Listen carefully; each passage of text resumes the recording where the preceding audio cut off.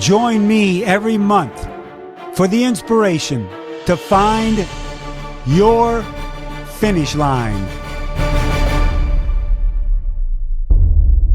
Hello, everyone, and welcome to another edition of Find Your Finish Line. I'm Mike Riley, your host, and this podcast, as you know, is about trying to get to those finish lines. Sometimes the hard part's the start line, but once you get there, finding your finish line is one heck of a journey. You've got all the training. It's not only finding the finish line at a race and event, it's also in life. So we'll talk to successful people that have jumped a lot of hurdles to get to their finish lines. My guest today, I'm very excited to have him on. To be able to bring him into finish lines over the last, 15, 16 years has been a pure pleasure. He's an 8-time IRONMAN champion. He's won Ironman South Africa 3 times. He was second in Kona. He's had due force in Kona. He's a husband. He's a father. And I'll tell you, he's the type of guy where he'll say those are his greatest achievements in life. And it is my pleasure to introduce the Hoff himself, Ben Hoffman. How you doing, buddy? Oh man, great to be on here, and hearing your voice, calling out all those accolades, takes me right back to the finish line, like you were just talking about. It's a pleasure to be on here, and I'm looking forward to sharing this chat with you. Well, it's great to have you too, and by the way, the other great accomplishment, Patagonia Man, which we'll get into, that you won in December down in Patagonia. I've always been enamored by that event, so we'll talk about that. But let's jump back a little bit in Ben Hoffman's past. Tell us the story of how you got involved with triathlon, even back in your school days. Yeah, so I mean, when I was younger, I didn't really have any kind of triathlon background. I mean, I did a little bit of running in high school, and I, had some bike touring background. I did some bike touring with my parents when I was in high school. But to be honest, other than that, no swim background at all. I played golf, I played basketball, I played soccer. Those were kind of some of my main sports actually in high school. So it wasn't until I went to the University of Montana in Missoula that I got, connected with the triathlon team up there. And it was actually the summer before that, interestingly enough, I decided to get in my pickup truck. It was an old 83 Toyota pickup truck, and I drove up to Alaska after my freshman year in college. And I was living out of the back of my truck, partially because it broke down. I didn't have anywhere else to stay. And I was trying to figure out, what to do that summer. I ended up working at a grocery store in Haines, Alaska, on the Inside Passage there. But when I was in Prince Rupert, when my truck first broke down in British Columbia, I went to the library there and I picked up a book, and randomly it was about Ironman. I mean, I knew a little bit about it. I'd seen it on TV, whatever it was, but I didn't really know anything. And that was kind of my first real glimpse into triathlon. I remember reading the book and I couldn't tell you which book it was. I just remember it was about the Ironman triathlon and, specifically Hawaii, obviously. And it kind of got my interest, going with the sport. And when I got back to the University of Montana that fall to start my sophomore year, I met up with the triathlon club team. I saw a flyer and I met up with them, started training with them. And that was 2003 in the fall. Did my first race in 2004 as a little sprint triathlon called the Grizzly Triathlon. And, I was lucky because at that time, University of Montana was one of 2 places, maybe 3, San Diego, right, Boulder, and for whatever reason, Missoula, Montana were kind of the hotbeds actually. And we had some really good resources there. A professional triathlete who I'm sure you called across the line many times, Matt Seeley, was involved in, kind of the community there. And we just had a bunch of people, a lot of good information, and I got my start there. So those are kind of the early days. And I was just, when you were starting to say, calling me across the line and thinking about how many years it's been in Ironman racing, I was thinking that there might have been some races that you were calling in Canada in 2006 when I was living out of my vehicle up there. I'm not sure if you were doing other races outside the Ironman brand, but I'm pretty sure you were at a couple of events up there. And I think you may have called me across a line or two back in the early days, 2006 or so, maybe. Yeah, you call those the early days. I call those my mid days of my career. Right, yeah. Well, for me, early days. I mean, that was the summer of glory. We decided to go live out of our car and see if we could make it for the summer. There was a few races in Canada that had prize money, and you didn't have to be a professional to win the money. So you could just go up there and race against everybody. If you had a pro license or not, it didn't matter. And I remember, I think it was $2,800 or $3,800 that I made that summer. I did one race in the United States in Bend, Oregon. It was called Pacific Crest, and the rest of them were all in Canada. and I put together, a few decent results, a few podiums, and I won, like I said, maybe $3,000 or $4,000. And I was like, whoa, here we Yeah. go. I'm fresh out of college. I was like, how much money do you really need when you're living out of a car? And that was kind of the beginning of my professional career. I moved to Colorado and moved back to Durango and started training there, part-time, working part-time, and then eventually went full-time with it. So yeah, those are the early days for me and kind of middle days for you. But I think maybe we crossed paths. I'm not sure. I did a few half Ironmans up in BC that summer. I'm trying to remember the names. There was a race in Abbotsford. There was a Peach Classic. There was a few other ones up there in the Kelowna area. I remember the Abbotsford. I don't know if I was there. I was up there a few times. But, well, Ben, what do you think? What do you think it was that lit the fire in you with triathlon? I mean, obviously you go, oh, wow, I won $3,000-$4,000. I can continue to do this. But did all of a sudden you realize, you know what, this is kind of going to be my passion. This is the direction that I think I really want to go. Yeah, I mean, I would definitely say that. I mentioned the money, but the reality is, and I mentioned it mostly as a joke, right? Because truthfully, in my entire career, I would say that was not the focal point. It's something I've been aware of. I always wanted to make sure that I felt like I was making a career out of it, in terms of the financial side as well. But it was never the primary objective for me. And I think really what I realized early on was that I just had a passion for, the pursuit of excellence, really seeing how good I could be at the sport, seeing how hard I could push myself and how fast I could go.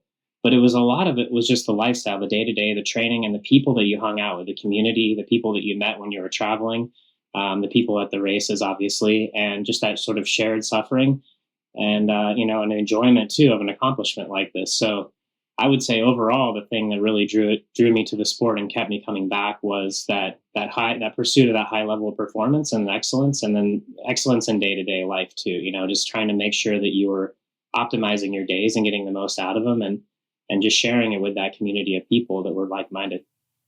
What do you think Ben Hoffman would be doing, or how would you be producing income today if you didn't get into triathlon, Ben? What would you be doing? That's a really great question. It's so hard to imagine my life without this sport now, and all the experiences I've had in it. But I would say that I've always been pretty independent. I mean, my father was a building contractor. He ran his own business and built custom homes. And I think that from a young age, I was exposed, to that side of things where you could be kind of your own boss, right? So without a doubt, whatever career, it would have been besides this, I think I would have definitely been my own boss. I will say I have a, kind of a creative sort of artistic side. I like to work with my hands. I like to build things. I like to be able to kind of have those tangible objects. So, woodworking, ceramics, metalwork. I mean, those things have always drawn me in a little bit.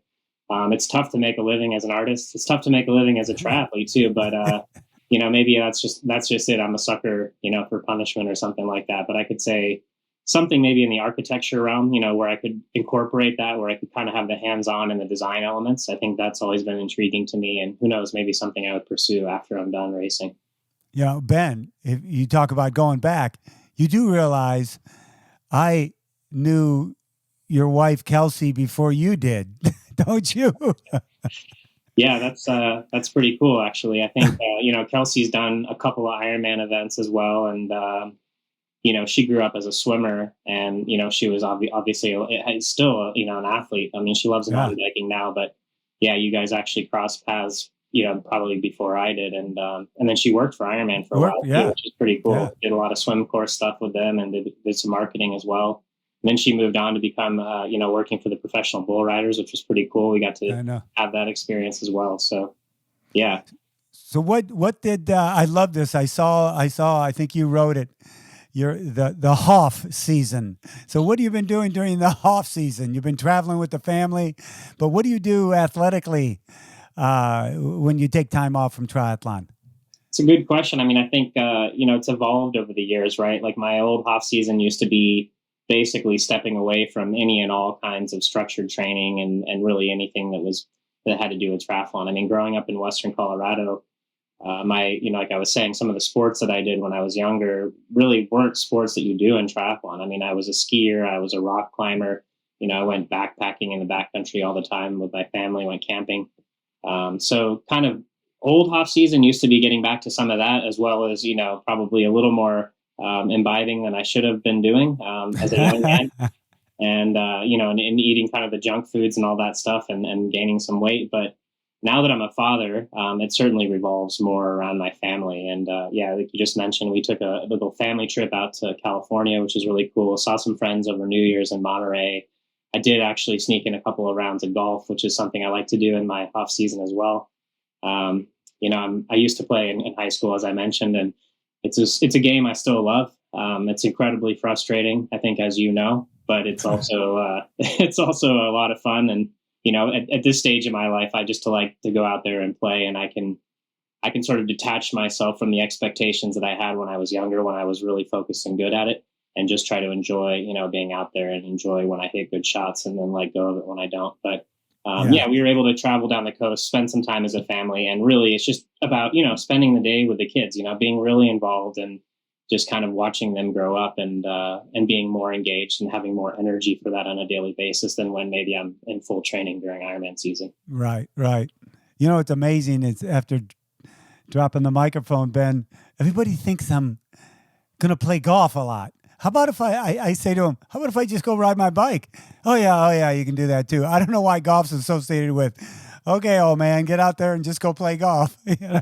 Well, I'm glad you said this, Mike, because actually I came across your interview that you did with New York Times, where they picked up the fact that you had, retired and that it was a big moment in our sport. And I noticed that you mentioned something about doing a 200-mile ride, which, if you know anything about me, that's my kind of thing. So I was going to make sure I put you on the spot and held you to that, because it might be something we have to link up for this year if you're really serious about a 200-mile. Well, I love the media and I love Talia, who did the interview, but I swear to goodness I said 100 miles.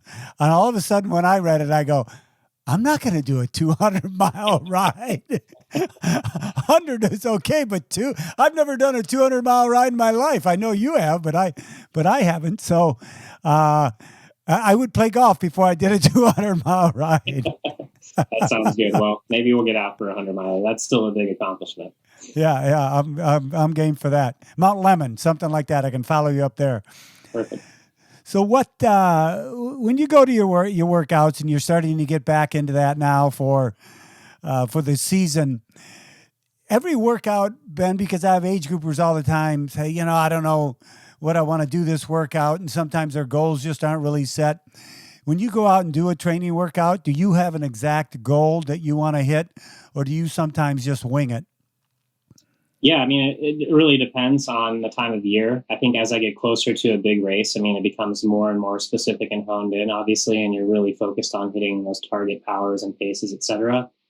But especially in the early season, I try to give myself some space and make sure that really what I'm trying to do is cultivate joy. I want to enjoy the process and make sure that I'm not just creating this dynamic where, I'm putting exercise as sort of a negative. I'm trying to create that positive feedback loop where I'm enjoying what I'm doing and I'm enjoying the process. And so really whatever that takes, I think, for an athlete to establish is what they should be focused on, especially when they're coming back from an off season or a break of some kind.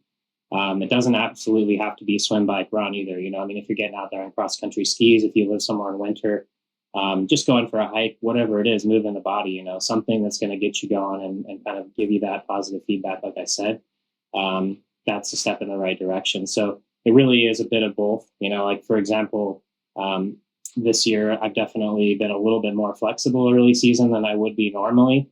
Part of it is because my main goals are going to be shifted a little bit later in the year. And I'm going to be doing some shorter distance stuff earlier, so I don't have the same demands in terms of volume. But yeah, I'm just trying to get out on the mountain bike a little bit more and just be relaxed about my kind of comeback, and I'm finding it's working really well because my head's in a good space about it. Right. Well, I had this question a little bit later in the podcast, but I'm going to ask it now because you led me into it. Was there ever a time in your professional career, Ben, where, it just wasn't fun for you, or you found it being a labor and you found it being like, oh my goodness, I don't know if I want to go do this workout? Have you had those types of downs, for lack of a better word, in your professional career? 100%. I would say that I do feel fortunate in the sense that this job, I think, is a special one that that doesn't maybe have as many of those as some other jobs out there. But a lot of it is attitude too. I mean, it's the person, right, that approaches it, the way you think about it, the kind of way that you frame, your outlook. And I mean, I'm a big believer in the concept of there's only really one thing you control, which is your attitude.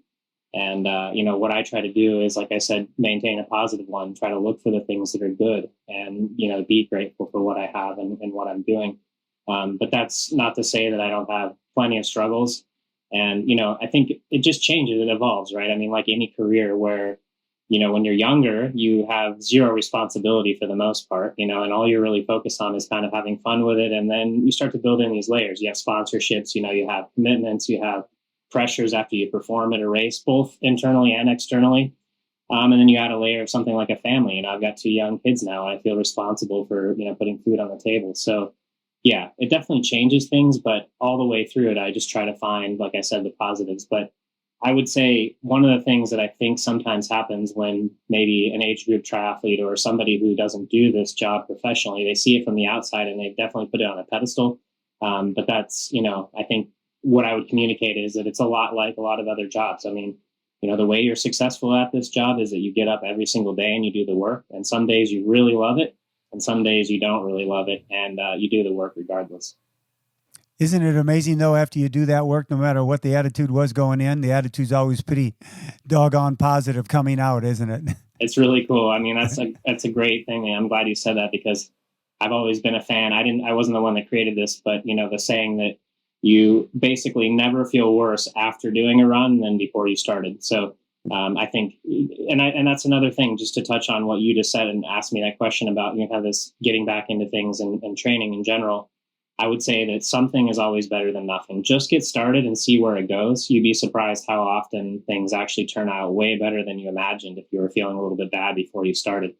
Just get out there, give yourself a chance, just get it started and see where it goes. And I think most of the time you'll be pretty surprised, and you'll feel like you accomplished something. Even if you didn't nail the workout exactly like it was written, at least you did something, and that's always better than nothing. The part of that, too, that always hits home for me is relationships. I've been married 47 years, and my wife, Rose, she'll know. And what she'll say, she'll know if I'm in the mood or something's going on. She'll go for a run, go for a ride, because she knows I'll come back and everything will be better. I go, okay, yeah, I was being a jerk. Okay, and you come back and you go, I'm not that jerk anymore. It's amazing how that works. You'll find out about that long after your racing days. Well, I mean, I have my own version of it, and it's slightly different, which is that sometimes when we're getting close to a big event, I put in a ton of work for it. If I get a little bit short with Kelsey, sometimes she's like, oh, she knows. She's like, oh, Ben's ready to race now. That's how she looks at it, where she's like, he's getting a little bit, just a little edgy and a little bit, tense. And I mean, I think when I finally get to like the day before the race, then it's like, okay, I can relax and everything's done. There's nothing more to do at this point. But in those final couple weeks, when I get a little edgy like that, then it's actually a positive sign for us. So I can relate. That's cool. Well, you've had some amazing performances that I've had the honor to be witness of. And 2019, the third time you won Ironman South Africa. And then what was it, 2021, you were third in Chattanooga.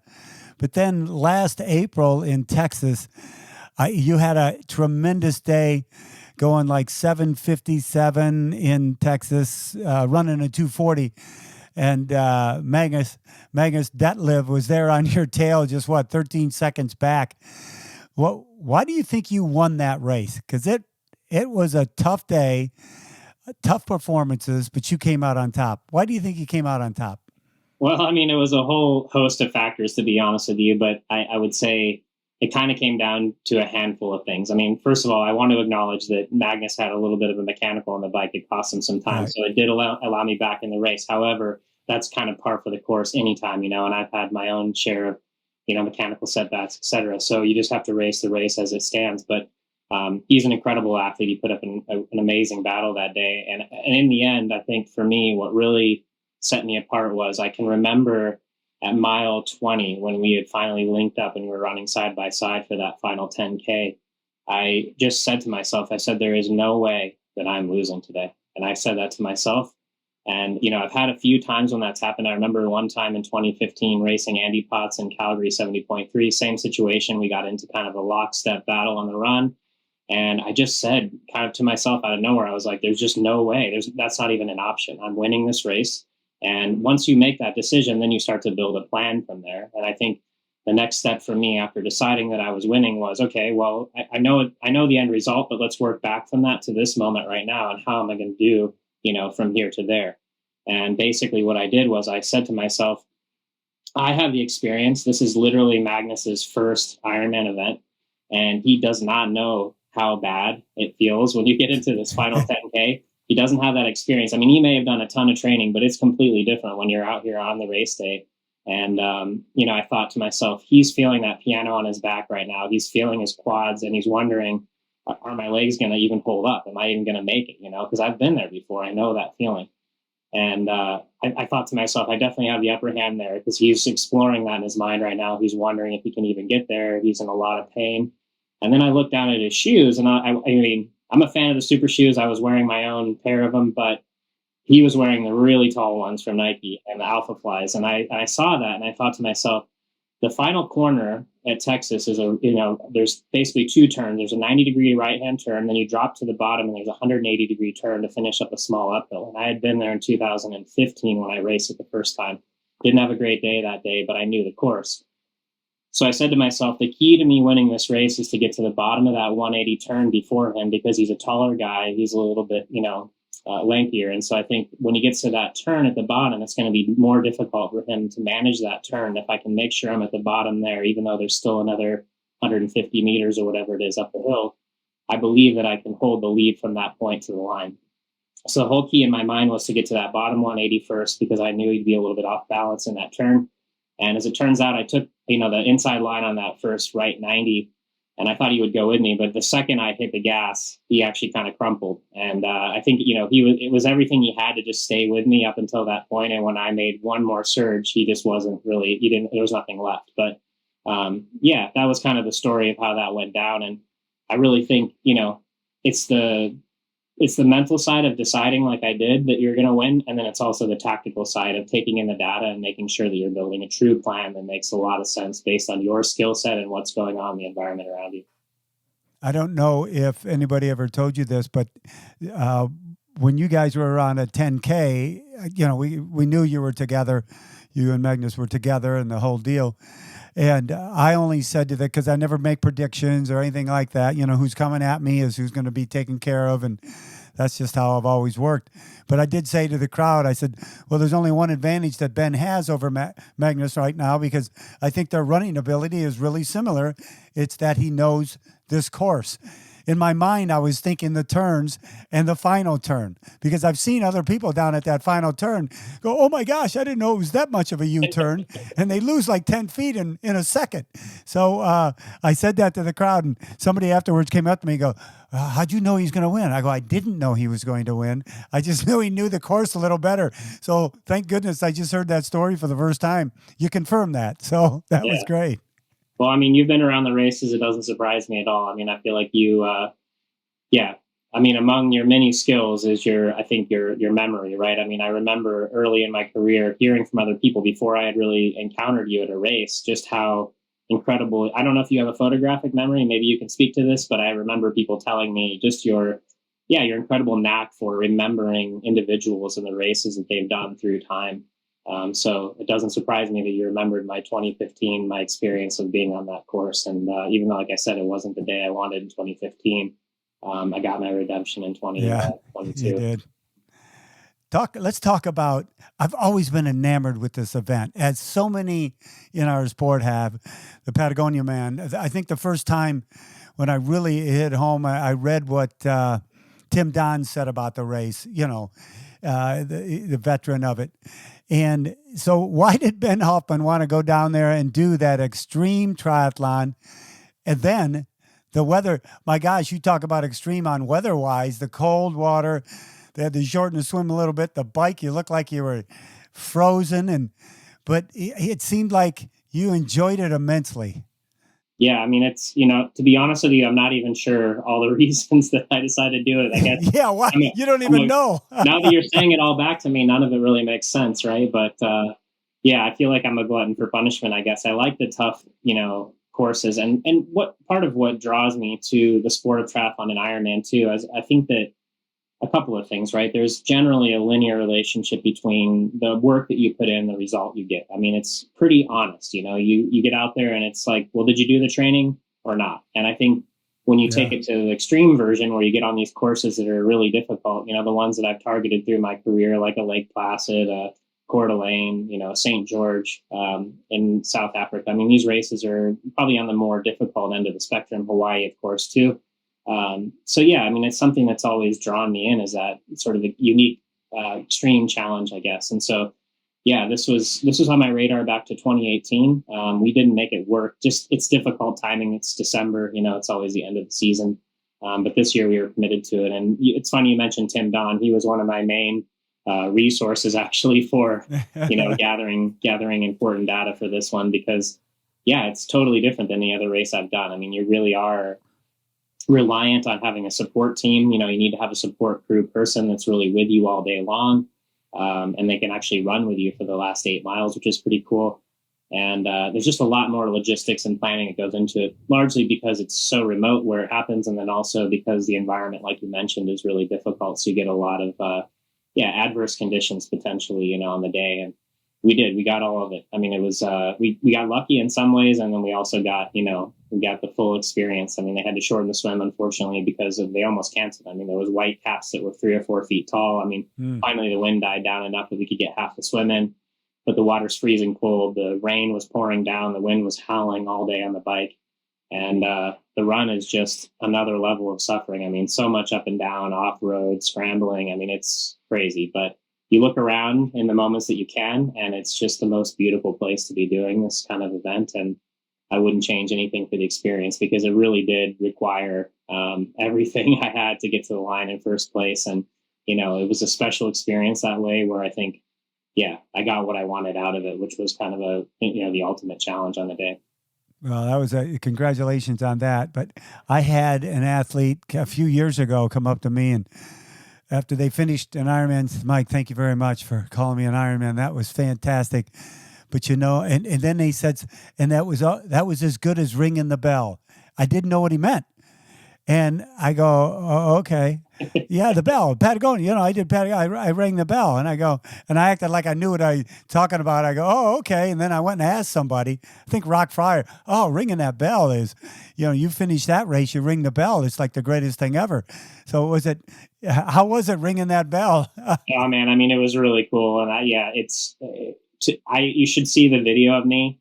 Maybe I'll send it to you after this is over, but yeah, there's a pretty cool video of me coming across the line. And because I was first, they have gates set up, these wooden gates that they actually open up, and then you grab the bell after that. So not everyone gets the gates open. I got to have the gates open.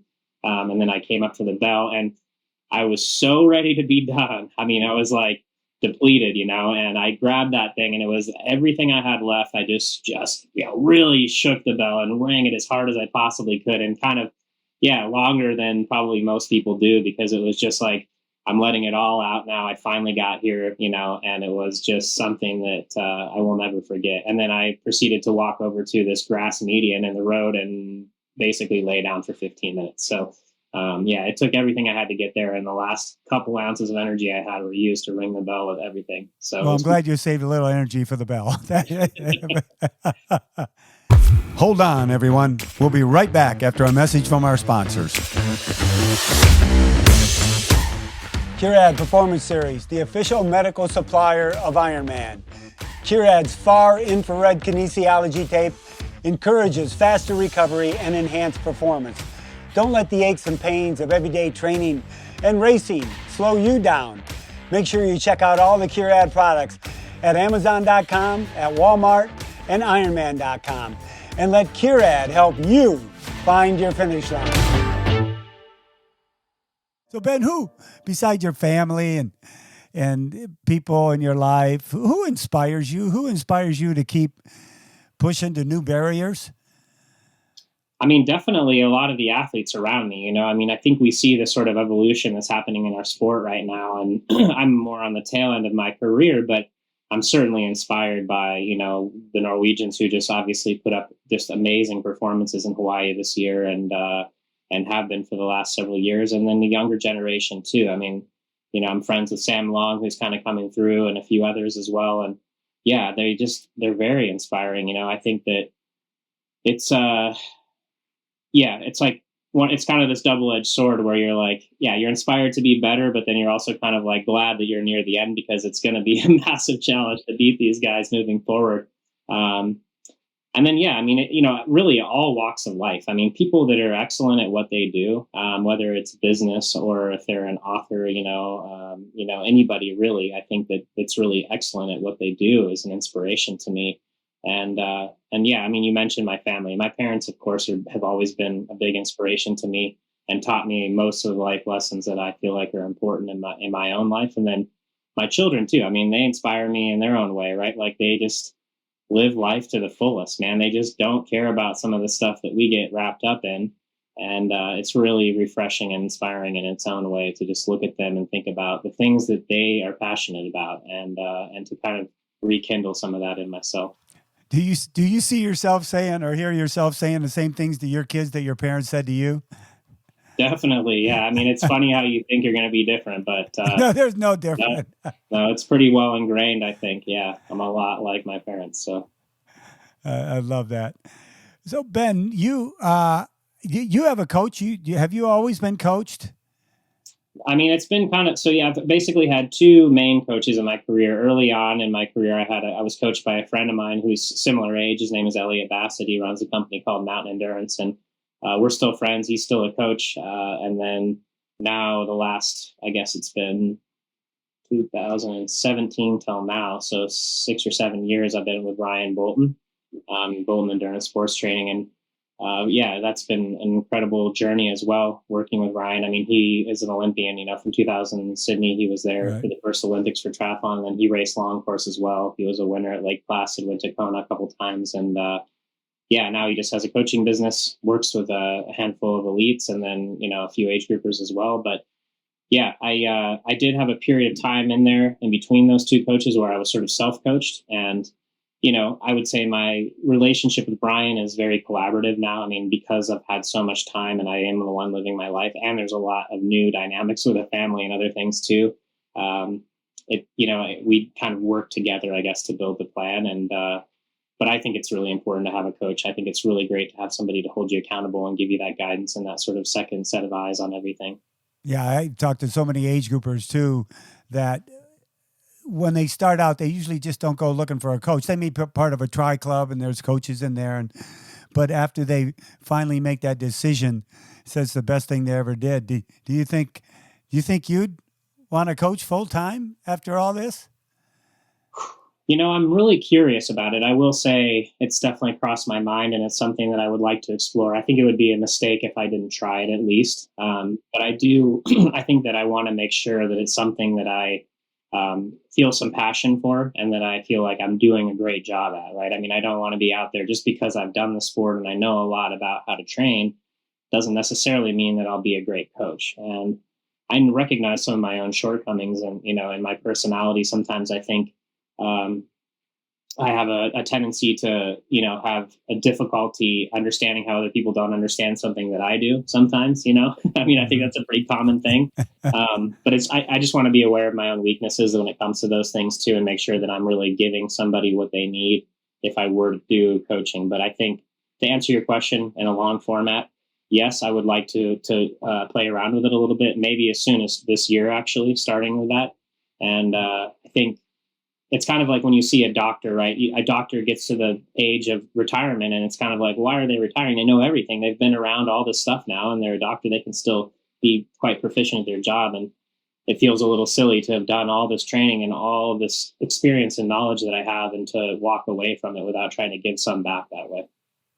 I agree. And, the observation I have of coaches that have been ex-pros, ex-athletes, and got into coaching. It's amazing to me when I see the looks on their faces and how proud they are when they see their athlete do well at an event. It even if they have 15 athletes out there racing, they're racing with each and every one of them, and they have that. The coach has that joy almost as much as I saw the joy on their face when they won a race. So it is I love seeing it. I've seen it from Siri Lindley and Dave and Mark, and the looks on their faces when their athletes do well at an event. They are just proud mamas and papas, that's for sure. Well, I mean, there's no doubt that I'm sure I would feel that way too. And I think, it's a cool thing to share that journey with people and to really feel invested that way and to realize too. And I've always said this and thought this, and I think I'm learning more now as a father that has children, and maybe more going on in my life than it was just me, when it was just me training full time as a 25-year-old. But I see these age group triathletes that are doing this stuff and they're juggling so many things, and I'm just amazed at what they do, right? I mean, they're not actually that far behind us as pros. I mean, it gets exponentially more difficult as you get towards that pointy end. But, when you really look at it full picture, I guess, I think it's something I'm always amazed by. And it would be cool to have a deeper dive into understanding exactly, what these people are doing, because from the outside, it's absolutely amazing. I mean, I can't imagine doing everything that they do and still performing at the level that they do. It's the old adage of if you want to get something done and you need help, ask the person that you know that is the busiest, because they seem to get it done. And you're right. Age groupers will come in, say 70 minutes after you do, and it's a mom or dad, and they've got 3 kids, and they've got a full-time job, and you're scratching your head. Oh my gosh, how do they do that? But they do. That's why I'm so amazed and enamored with all the age groupers. Yeah, I want to go back. You ran the 240 in Texas, and I had Lindsay Corbin, your dear friend, on the show. I haven't brought it out yet, but I interviewed her just a few weeks ago. She said she might want to do a standalone marathon because she had never done one outside of an Ironman. Have you ever run a marathon by itself? I never have run a marathon outside of an Ironman. And I remember getting the qualification letter or the email that came through from Ironman Hawaii that I'd run a qualifying time for Boston. And this was like maybe 2019 or something, or even, maybe 18 18 I didn't race because I was injured. It was 17 or 19. I can't remember. But anyway, they sent an email out, and I remember thinking, oh, that actually sounds pretty cool, because I think if I wanted to do one, the ones that come to mind for me are definitely Boston and New York. I think those are kind of the iconic ones that I would really like to do. And but yeah, to answer your question, I've never done one. My PR is still the 2:36:09 from Florida in 2019. And I think I could better it by a bit, I mean, I'm not getting any younger, but I think with a standalone, I think something to maybe the mid 220s would be possible. So yeah, you might see me do that in the next year or two. We'll see. Oh, I love it. I'll come watch that one. Ben, you've had great partners, great sponsors. Zoot one, longtime one, Athletic Brewing Company. What do you look for when you partner up with a company? Obviously, they always want something from you, but the other side, you want something from them, and you want it to be obviously a good synergy there. So, what do you look for in a great partner as a sponsor? Yeah, I mean, really just what you said. I think, the starting place for a lot of our partnerships is just kind of looking at our own life and saying, is this something that we maybe already use, or that we're really curious about using because we have, heard a lot of good things about it. And yeah, something that I feel like I can definitely be genuine about, discussing with other people and representing in an authentic way. That's kind of number one criteria, of course. And then having that symbiosis that you mentioned, I feel like a lot of athletes, that I've seen in my career, they approach sponsorship sort of with that one-way street mentality where it's like, what can the sponsor do for me? And I've always kind of looked at it like I felt a sense of personal responsibility to feel like I'm actually giving something back as well. And that, ranges from, of course, getting results on course and showing that the products work in the way that they're supposed to at a high level, high performance. But yeah, also kind of off the course as well. We're connecting with people, having conversations, discussing these things. And so, yeah, I think just finding people that are quality people to begin with, and then a product that's quality as well, something that kind of stands the test of time, and that can usually tell that pretty early on. So I would say with the majority of my partners, I've been fortunate where I think starting with that kind of criteria has led to some pretty long and, very kind of prosperous relationships for both sides. And yeah, I would just say to anybody out there who's kind of pursuing that, to take a hard look at it, to really ask yourself, is this something that I can genuinely represent, that I don't have to kind of, make up a story about? Right. And then additionally, to ask yourself that hard question of like, what can you really provide? Because that's what's going to get your foot in the door with them too, is to say, hey, here's what I have as far as a plan, about how I'm going to represent you. And it's not just that I'm going to be on the race course. It's that I work with my local triathlon club team and I do this and this and this. So, yeah. Well, speaking of sponsors, I'm going to pull this one out, and I hope you remember it. It's with Athletic Brewing, and which I love. But I beat the Hoff, everybody. I'm going to let you know that right now. I think it was Oceanside. We get to the Athletic Brewing tent, and for some reason they pitted you and I together to do a chugging contest. That's true. True story. True story. And guess who won? That's right. Misspent. I'm going to blame it on a few things. Oh, you're already going to make excuses? What? I mean, I did half Ironman right before that. That's I know. But then again, I mean, I don't know what it's like to be in your shoes either. What you do is actually incredible, and I think most people recognize it. But I want to just take a second. I mean, it's physically demanding what you do, and I feel like we all know, right? Like speaking of sponsors, you go to engagement sometimes and you're there and you are talking with people, you get on stage, you do a question and answer session, whatever it is. And you kind of have that feeling of being up and being on, right? And it takes more energy to be that way. And you do this for 17 plus hours straight. So, yeah, that's no excuse. You beat me square and fair, fair and square. And we'll have a rematch this year somewhere out there, even though I know you're not going to be at the finish lines. I will track you down in California and we'll have a rematch, maybe at the Athletic Brewing headquarters. Count on it. I'd come there just for that. Count on it. No keg stands though. Yeah. So Ben, how do you think our sport's doing? Obviously, we all want it to grow. We all want it to prosper. We want our businesses to do very well, and we want more athletes and people to become enamored with it and come into the sport. With all the factions of Ironman and PTO and Challenge and Clash and Collins Cup, there's just so much out there. Do you believe our sport's heading in the right direction with all those factions to help our sport grow? I mean, I think so. I do actually believe that it's possible to kind of have that symbiosis and to have them, sort of build off of each other, right? I mean, I think of something like Super League Triathlon and ITU. I mean, Super League is not trying to beat ITU. They're simply looking at the calendar and they're saying, hey, we're kind of the premier short course draft legal event that's a little bit different style, that's kind of at a different time of year. And so there's space for both of them, right? And they kind of feed off of each other. And I think the same can be possible with PTO and Ironman.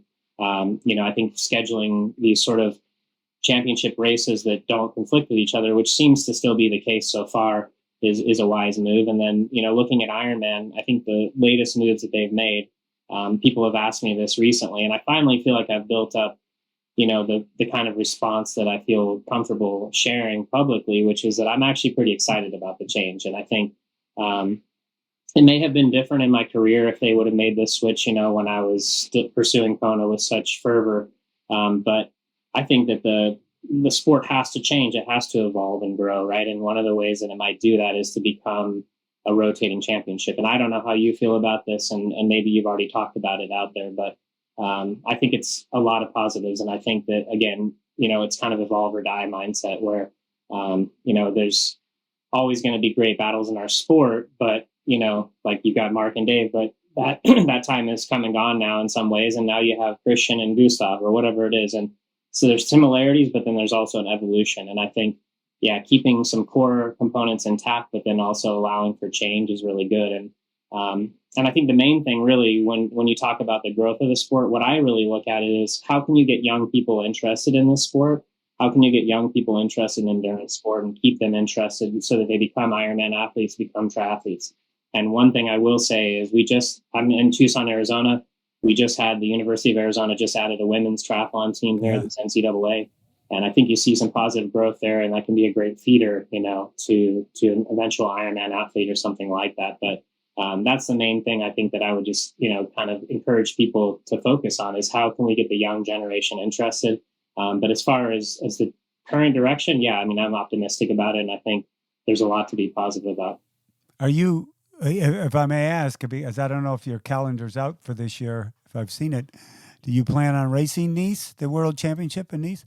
It's kind of still to be determined. So I'm looking at doing an Ironman sometime in the summer, which it may even be as late as the last possible qualifier. I'm looking at maybe Lake Placid as a possibility, which is, I think, end of July. It was my first Ironman win in 2010. And I'm thinking about maybe going back there 13 years later, whatever it'll be. So yeah, that would be the last cutoff point for qualifying for Nice. And if that were to happen, I think I would definitely go, because it would be something, that it would be a special moment, right? To have that experience of kind of the changing of the guards in a sense. And obviously Kona 2024 still also to be determined. I mean, I'm not going to do this thing forever. And I don't know, qualifying gets harder and harder as more and more guys get faster and better in the sport, and it gets deeper and deeper. But yeah, I think it's definitely a possibility. And I think it'd be cool to be there for it. I think, it's got its own history, as you know. It's a big endurance sport mecca with its own long history in the sport of Ironman. So to be there and witness that sort of evolution and change would be pretty special. Well, it wasn't Lake Placid that first year, but I think it was what was your second Ironman? So I did my very first Ironman 2008 in Arizona, which I think you were there for that. Yeah, I was there. It was a big field, and I remember it was 85 guys, 85 pro men. It was a huge pro field. And then second Ironman that I did was Kona 2009. I didn't do another one until Kona because I got my qualifying spot there. And then my third Ironman would have been St. George 2010, back when they had, the full Ironman there. And then Lake Placid was my fourth Ironman. So, I think it was after St. George. Yeah, I got a message, or you came up to me because I'd called you and brought you in on the two Ironmans previously. And you said to me, why didn't you call me an Ironman?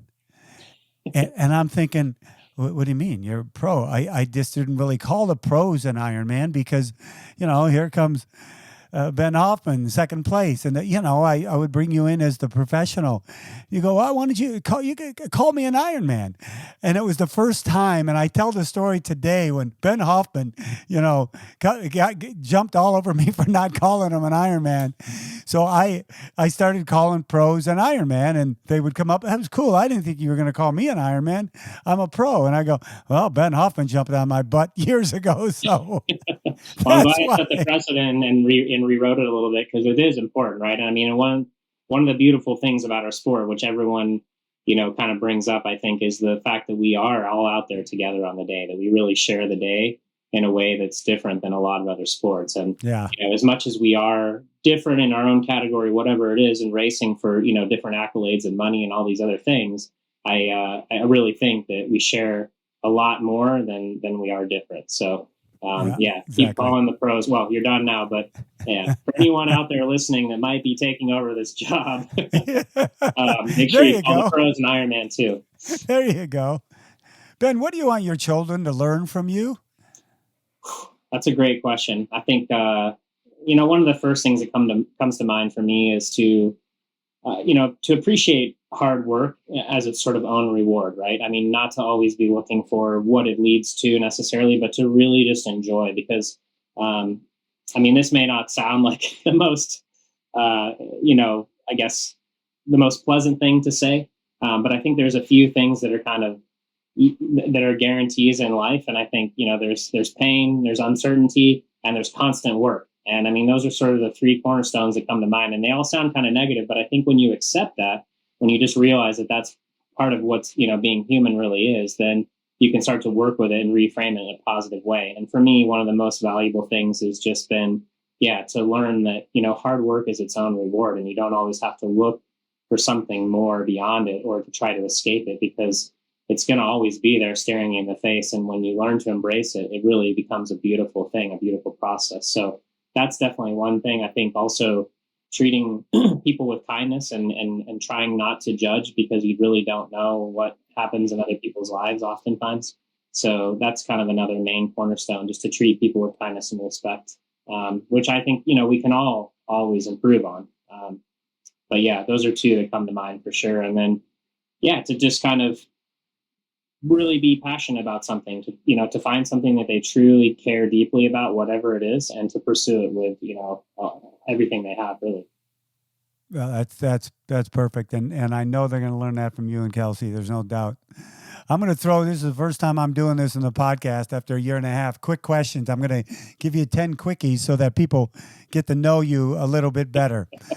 Here we go. You answer it quickly because I'll ask them quickly. Okay. What's your favorite meal?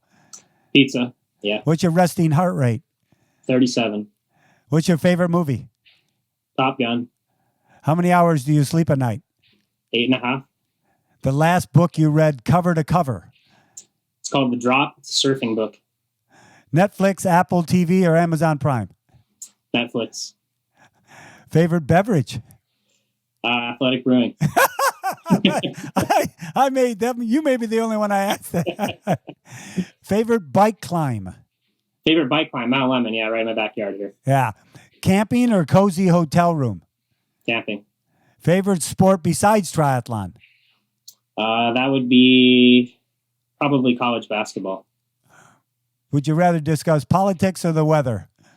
Weather's good with me, yeah. Okay. And our last question on Find Your Finish Line comes out of the Baja 1000. I've got friends that race the Baja 1000, have won it numerous times. And afterwards, they get together and they sit at a table. They call it table racing. When I first heard that, I go, what do you mean table racing? Yeah, we sit around the table, reminisce about the race and things that happened. And, it's an endurance event. They are out there for 24 hours. So I call this table racing. Reminisce with us. An event you did, something that happened at the event, positive or negative, that comes to your memory. Table race with us. I mean, the one that really comes to mind is definitely 2012 in St. George, Utah. I mean, it was just the most unforgettable day, mostly due to the weather, but also because I did win the race after 3 attempts. And I had a big history of going there. We had been down there for, training trips when we were in college. I was, like I said, at the University of Montana, Missoula. And in March, we would try to get out of the winter. We'd go south, and we made it as far as St. George. We'd post up there and do some training in March. So we were doing training camps there in like 2004, 5, 6. And so I knew the area well. And when they announced an Ironman in 2010, I knew I had to be there. So I did the event, came second that year, fourth the next year. And then on the final year, when they announced that it was going to be the last year, I actually won the race. And it was one of those days, kind of like this IRONMAN race, where I took everything I had. We had, the day started out totally calm and fine. And literally within 300 or 400 meters of the swim, I remember rounding a buoy and I was like, oh, one of the watercraft boats, one of the safety boats has gotten really close to us, because it just hit us with like a pretty big, wave. And I was like, I don't know why they're getting so close to us out here. And then I looked up, and I realized that it wasn't any boat. It was just white cap waves that were coming at us, 3-4 foot waves. And I looked over and I saw a guy sitting in a kayak, and he was tucked against a buoy that was out there, and he was getting tossed side to side, and he was trying to balance himself and not get tossed from the kayak. And I thought to myself, I was like, oh, this is all just changed. This is no longer like just swim and get out of the water. It's like survival mode, because if the guy in the kayak who's supposed to be out here to help us potentially is only saving his own life, then we're on our own. And got out of the swim, got on the bike, and I was amazed that they kind of let the race go on. I'm really glad they did. And the bike was howling winds. It was the only time in my career that I've been blown off the road. I got hit with a gust of wind and I got knocked off the road. I was able to ride it out, get back on the road without any, crash or anything like that. And it was just moments when you're going as hard as you could and you're going 8 miles an hour into a headwind, and then times when you're going 55 miles an hour with a tailwind downhill. It was a wild day, and it really took everything I had to get across the line. And it was one of the most special moments in my career. So that's one I want to share with everybody. That's a good share. And I do remember that swim. It's almost like I turned my back on the reservoir, turned back around, and go, What's that? Whitecaps. What do you mean? I mean, that's how fast that happened. So thanks for sharing that with us. And I'm glad you came across the line in first place. Ben, thank you very much for your time today. Thank you very much. Our sport's a better place to be because Ben Hoffman's been in it all this time and giving everything he can give. So thank you very much. How can people find you and follow you? Yeah, I mean, we run, most of our stuff's done on Instagram at B Hoffman Racing. And we also on Facebook, same thing, Ben Hoffman Racing. So those are kind of the main areas. And yeah, we need to update our website. We're a little behind there. I think the pandemic threw us off and having kids too, but also benhoffmanracing.com. You can jump on there and check out, the schedule and everything else. So yeah, follow along, and thanks for all the support to everybody listening. And the same goes to you, Mike. Thanks for all your contributions to the sport. And it's definitely a better place having had you in it. Well, thank you, Ben. I appreciate that. And yeah, you got to check out Ben's Instagram. Watching that Wash River on your ride the other day in Tucson, I know exactly. It's crazy with the rain we've had out here. So thanks again, Ben, for being a guest here on Find Your Finish Line. And thank you to all of you that have tuned in for the last year and a half. I'm going to keep this baby going all year long and into next year. And always remember, you are the cause of your own experiences. You keep those experiences as positive as you can, and you will always find your finish line. Take care of yourselves, everyone. Aloha.